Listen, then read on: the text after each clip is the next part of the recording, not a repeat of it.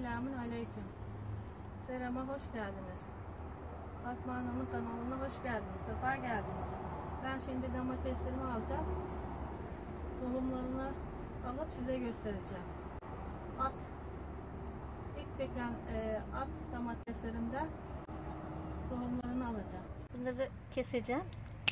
Tek tek kesiyorum çünkü orada kızarmamış domates var.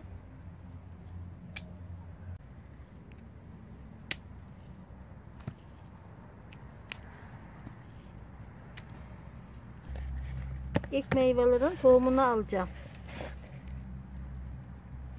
Dipten alınır. Düzellerinden alınır. Üstlerden alınırsa meyveler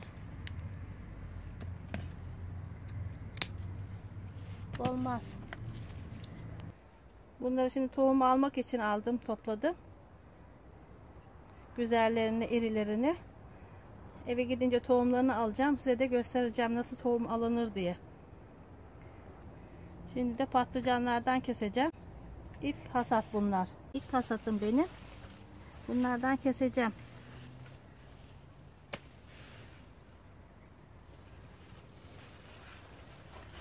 Bunu da kesiyorum.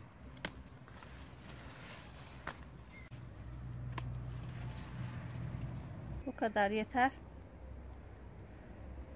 Öbürkülerde büyümeyi bırakıyorum. Bismillahirrahmanirrahim. Domatesi çekirdeklerini alacağım. Çekirdek nasıl alınır onu göstereceğim size. Ortadan yarıyorum.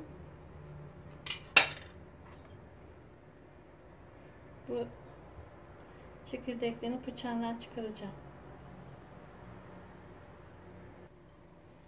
Tohumlarını çıkarıyorum. İyi domateslerin tohumu çok olmaz.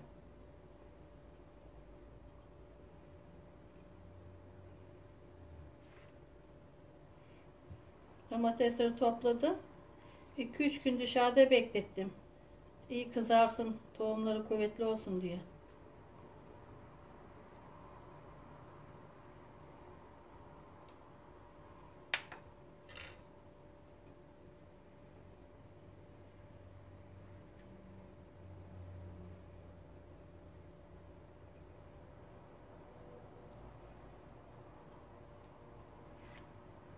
Da ortadan yarıyorum.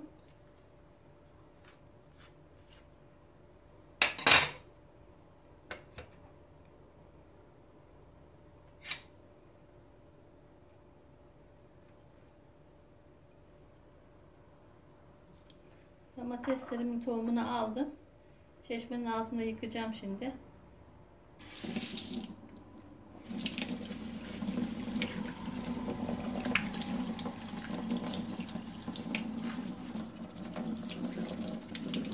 Tane tane olması için yıkanması gerekir.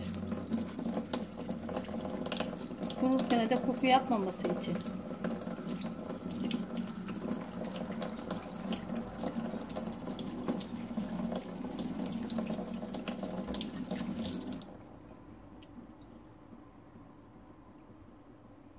Tabağa alıyorum. Bu evin içinde gölgede kuracak.